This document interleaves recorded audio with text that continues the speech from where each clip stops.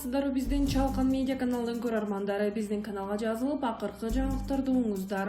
Жогорку сот Мелис Мырзахматовго карата чыгарылган өкүмдөрдү жокко чыгарды. Ош шаарынын экс-мэри Мелис Мырзахматовго карата чыгарылган өкүмдөр жокко чыгарылды. Бул тууралуу жогорку соттон билдиришти. Мырзахматовдун иши 8 октябрда каралды. Коллегия мурунку өкүмдөрдүн бардыгын жокко чыгаруу жөнүндө токтом чыгарды. Иштин материалдары биринчи инстанциядагы сотко, тактап айтканда Ош шаардык сотуна маңызы боюнча кароо үчүн жөнөтүлдү. Эске салсак, Мелис Мырзахматов 2014-жылдын ноябрь айында издөөгө алынган. Ага Кыргыз Республикасынын кылмыш жаза кодексинин 304-беренеси кызматтык абалынан кыянаттык менен пайдалануу боюнча сыртынан айып тагылды.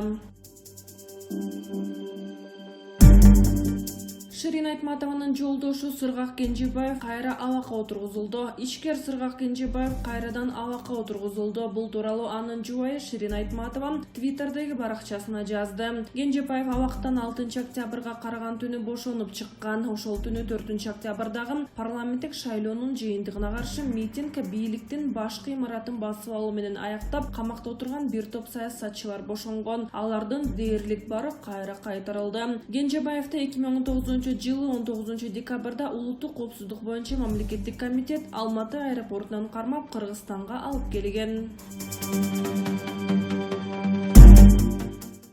Садык Шернияз депутаттык мандатын тапшырды. Депутат Садык Шернияз бүгүн Бишкекке барып депутаттык мандатын тапшырды. Бул тууралуу ал социалдык баракчасынан видео кайрылуу аркылуу билдирди. Анын айтымында эл өкүлүнүн бул кадамга барышына Бишкекнын Ата Мекен партиясынан бир депутат мандатын тапшырса, Өмүрбек Текебаевке мандат берилет деп айтканы себеп болгон. Ошондой эле ал бул чечимин үй бүлөсү да колдогонун билдирди.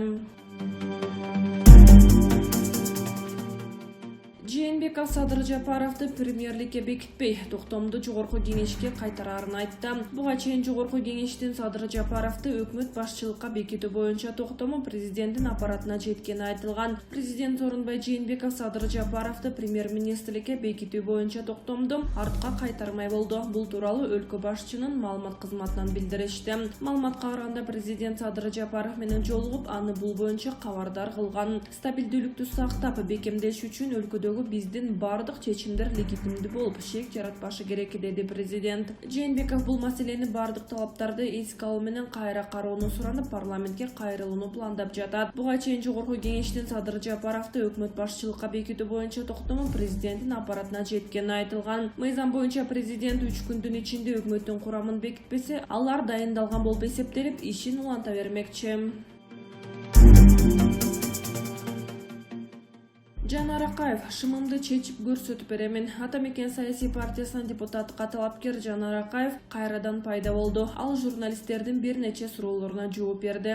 Президент бүгүн мыйзамдуу иштеши керек. Эгер ал киши кызматтан кетип калса, коомдо жана саясатта мындан дагы күчтүү талаш тартыш башталат. Бизге анын учурда кереги жок, деди Ата Мекен партиясынын талапкер Жанар Акаев маегинде. Ага кошумча, мени коркутуулар болуп жатты. Аттарын азыр жарыялабайм, азыр айтууга болбойт. Коркутуулар СМС жана фейк аккаунттар аркылуу болду. Конкреттүү коркутуулар болгон жок. Бутумдан жаракат алганым чын. Ишенбесеңер, шымымды чечип көрсөтүп беремин, деди журналисттердин берген суроосуна Жанар Акаев. Эске сала кетсек, бир нече саясатчылар шайлоонун жыйынтыгына нааразы болуп баянга чыгышкан. Митингдин катышуучулары лидерсиз калып, мамлекеттик мекеме ак үй толугу менен талкаланган. Сыймык Жапыкеевди издегендер көп. Бир нече күндөн бери Чоң Азат партиясынын мүчөлөрү Сыймык Жапыкеевди таба албай жатышат. Бул тууралуу Вести Чекит Кийджи сайтына аталган саясий бирикменин депутаттыгына талапкер Асхат Осмонов билдирген. Анын айтымында, Жапыкеевдин телефону өчүрүлгөн. Биз аны бир нече күндөн бери таба албай жатабыз, деп билдирген Осмонов. Ошол эле учурда Жапыкеевдин Фейсбуктагы баракчасында 22 саат мурун карапайым эл министрлер кабинетинин жаңы башчысы Садыр Жапаровду колдойт деп жарыяланган билдирүү пайда болгон.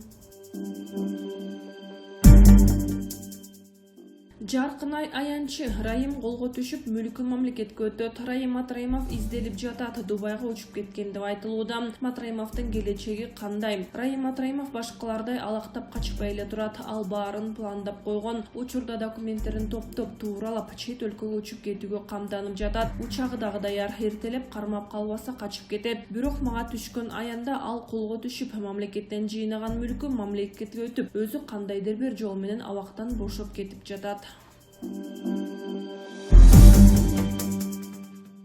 Жаза аткаруу мамлекеттик комитети Сапар Исаков менен Албек Ибраимовдун абакка кайтышын күтүп жатат. Сапар Исаков буга чейин журналисттерге эркиндикке жете эле күнгө чыкканын билдирген. Учурда аны укук коргоо органдары күтүп жатат. Жаза аткаруу мамлекеттик кызматы мурдагы премьер-министр Сапар Исаков менен экс-мэр Албек Ибраимовдун абакка кайтып келишин күтүп жатат. Бул тууралуу аталган кызматтан билдиришти. Маалыматка караганда Исаков менен Ибрагимовго кылмыш жаза кодексинин 97-беренесине соттолгондордун абактын аймагынан чыгышты ылайык 13 октябрга чейин сыртта жүрүүгө уруксат берилген. Учурда Албек Ибраимов менен Сапар Исаковду күтүп жатабыз. Эгер алар саат 13:00 чейин кайтып келишпесе, издөөгө жарыяланат, дешти жаза аткаруу мамлекети. Эске салсак, 4 октябрда өткөн парламенттик шайлоонун жыйынтыгына нааразы болгон эл митингге чыгып 6 октябрга караган түнү Ак үйдү алышкан. Кийин абактагы бир нече саясатчыны чыгарып кетишкен. Алардын арасында Сапар Исаков менен Албек Ибраимов бар. Сапар Исаков буга чейин журналисттерге эркиндикке жете эле күнгө чыкканын билдирген.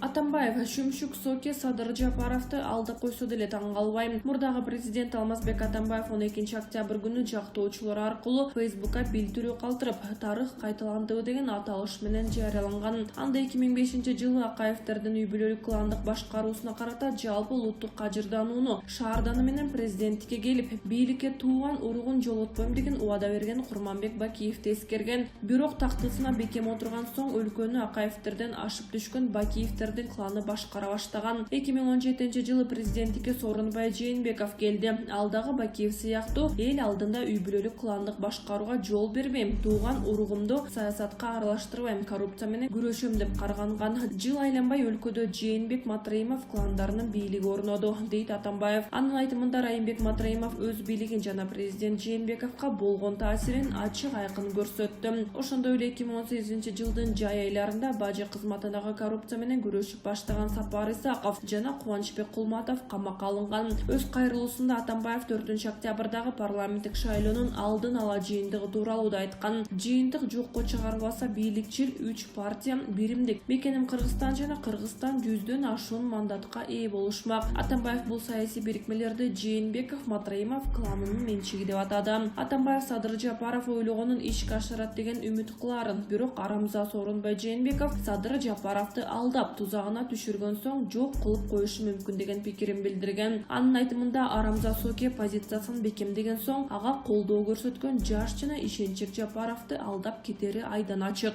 Сооронбайдын бир дагы антына ишенбеш керек. Матраимов менен Жээнбековдардын кланын жалпы өлкө боюнча позицияларын күн сайын бекемдөөдө. Бүгүнкү күндө бардык күч түзүмдөрүн, прокуратураны, сотторду, конституциялык палатаны, шаар жана облустарды кландар койгон адамдар башкарат. Эми өлкөнү туңгуюкка кептеген Жээнбеков Матраимов кландарынын мүчөлөрү эмес, алардын өз билемдигине каршы күрөшкөндөр абакка отурушу ыктымал, деп билдирди мурдагы президент Атамбаев.